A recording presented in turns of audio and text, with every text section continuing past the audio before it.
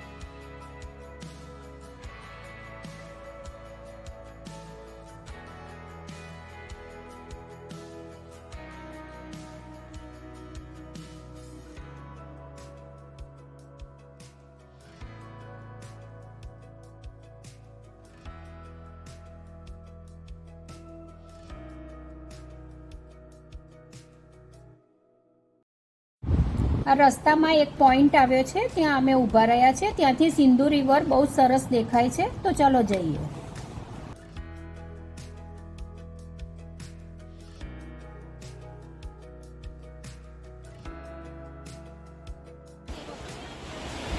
જુઓ ફ્રેન્ડ્સ, આ સિંધુ રિવર છે. અહીંયાથી બહુ જ સરસ વ્યૂ દેખાય છે. સોનમર્ગ જતા રસ્તામાં અમે આ પોઈન્ટ ઉપર ઉતર્યા છીએ. બહુ જ સુંદર જગ્યા છે.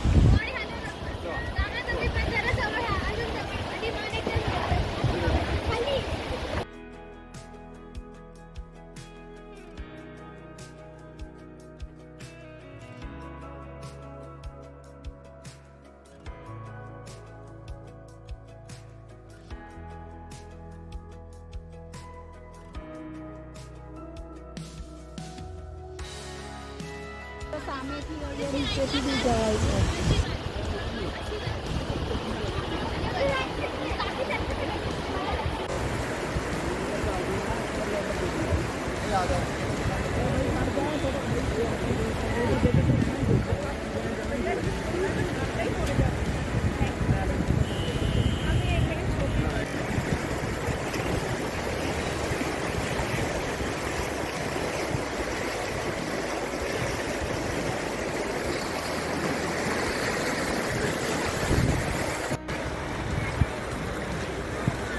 चल भाई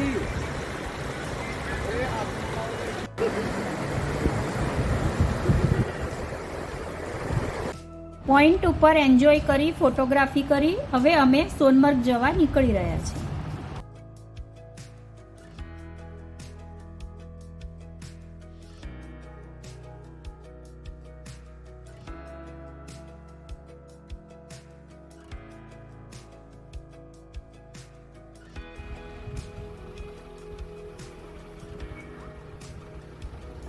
जो रोड में खड़े हैं नीचे वापस आइए।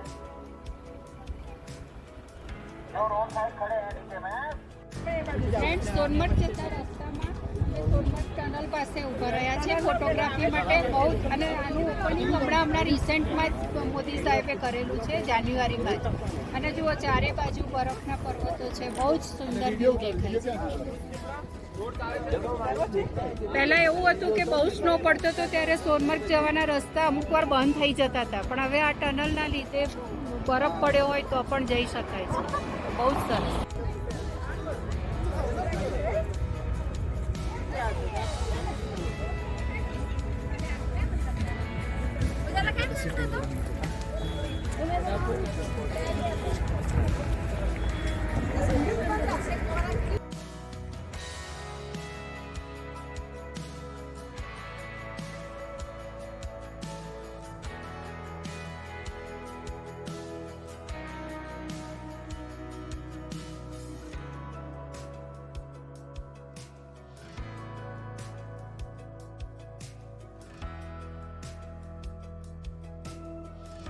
હવે અમે સોનમર્ગ ટનલમાં એન્ટર થઈ રહ્યા છીએ.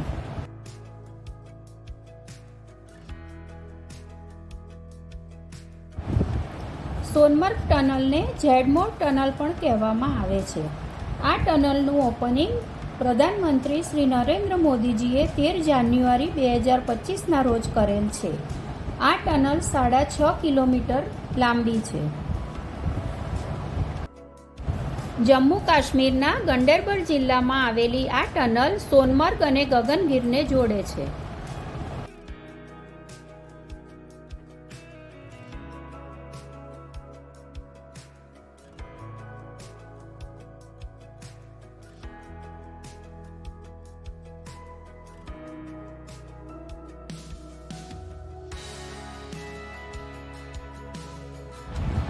જુઓ, ટનલથી બહાર નીકળતા જ આ કેટલો સુંદર વ્યૂ દેખાય છે. બહુ જ સરસ.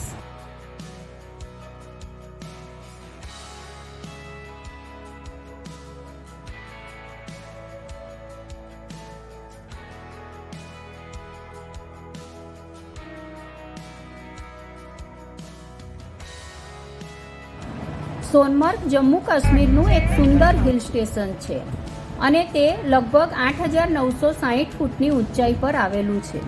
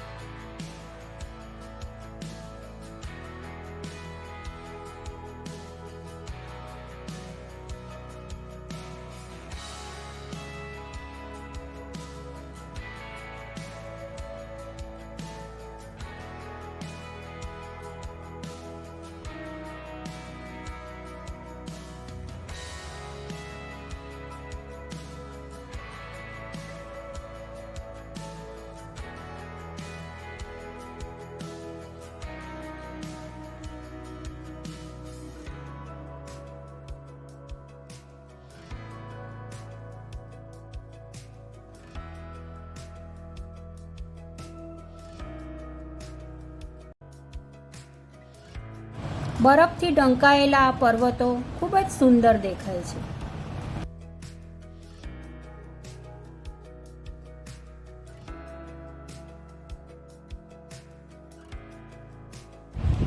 સોનમર્ગમાં અમે હોટલ વિસ્તામાં સ્ટે કર્યો છે. હવે અમે હોટલમાં એન્ટર થઈ રહ્યા છીએ. જુઓ, હોટલની બહાર જ કેટલો બધો સ્નો છે.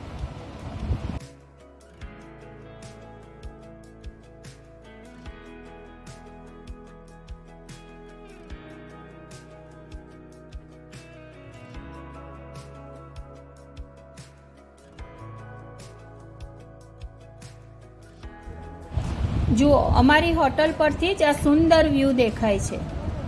ચારે બાજુ બરફથી ઢંકાયેલા પર્વતો અને વચ્ચે અમારી હોટલ કેટલું સુંદર દેખાય છે. અહીંયા સ્ટે કરવાની પણ એક અલગ જ મજા છે.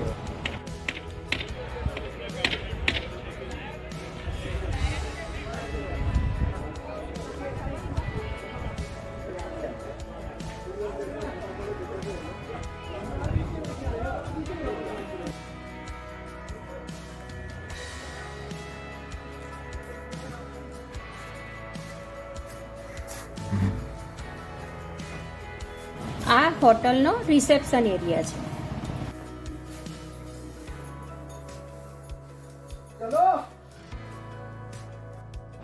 હવે અમે અમારા રૂમમાં આવી ગયા છીએ. તો ચલો પહેલા હું તમને રૂમ બતાવું.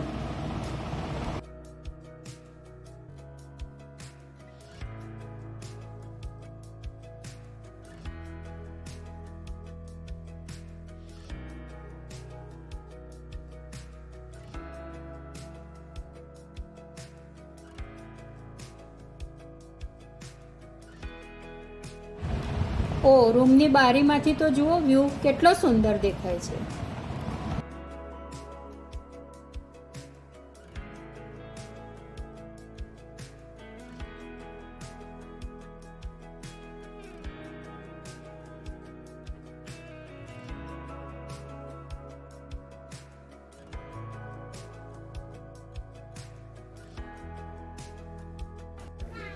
હવે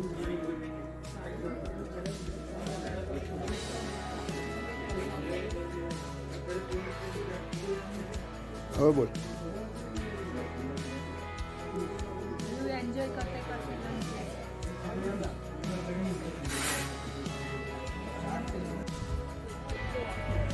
અમે અહીંયા સોનમર્ગમાં હોટલમાં ચેકિંગ કરી લંચ લઈને હવે અમે ખાસીવાસ ગ્લેશિયર સાઇટ માટે જઈ રહ્યા છીએ સ્નો બાઇક.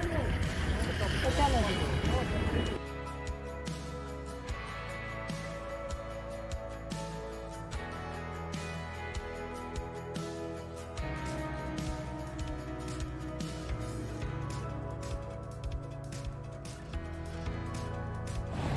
હોટલથી અમે લોકલ ટેક્સીમાં હવે સ્નો બાઇકના પોઈન્ટ સુધી જઈશું.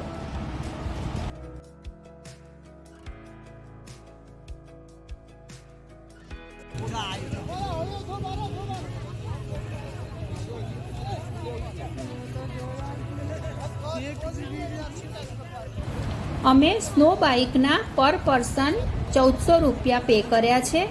એમાં local taxi, snow boot, jacket અને સ્નો બાઇક ઇન્ક્લુડ છે.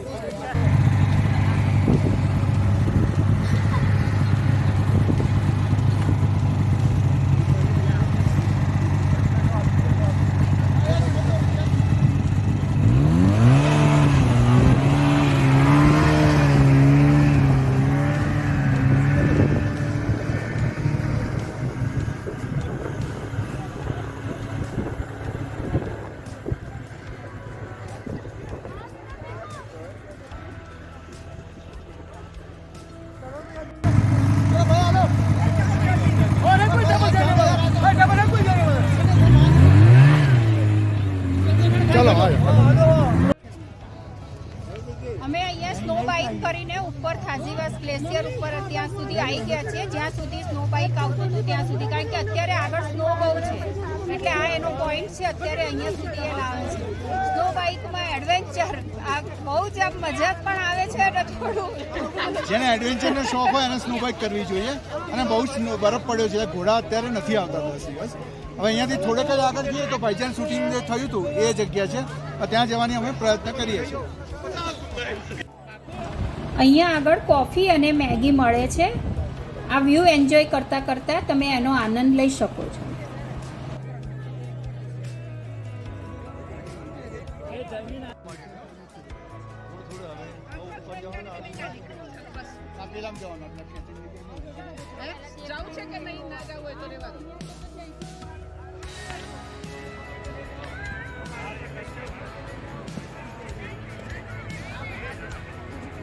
बहुत ही मजा आ रही है. શૂટિંગ ક્યાં થયું હતું એ જોવા માટે જઈ ગયા છીએ.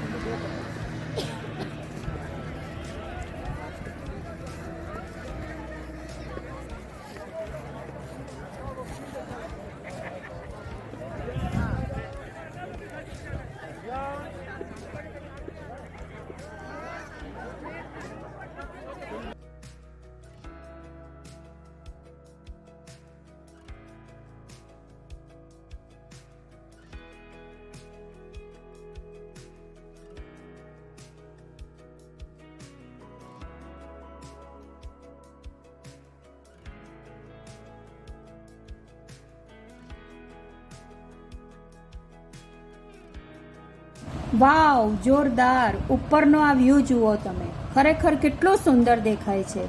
આનો અનુભવ લેવા માટે તો અહીંયા જ આવવું પડે.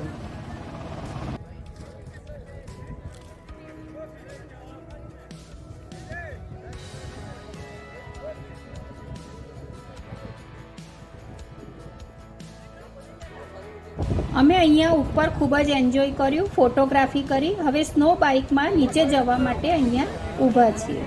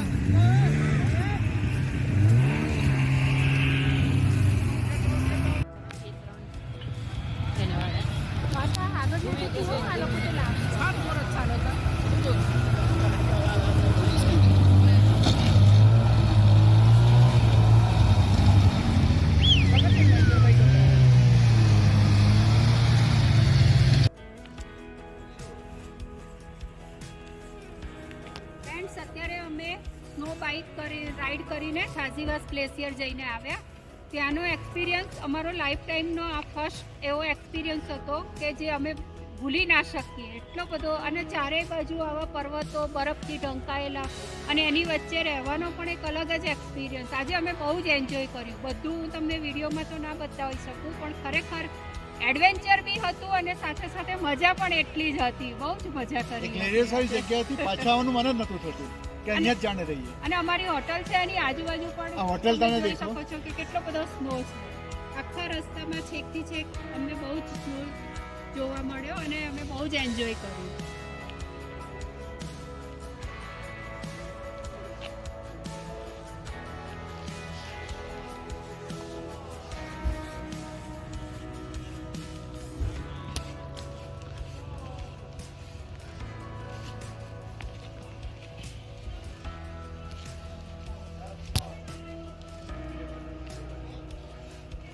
રૂમ કોઈ નથી આપતા આપણે આવે ત્યાં જો જાણે અંદર તડકો પડે છે ને, લાઈટ પૂરતી એવું લાગે છે.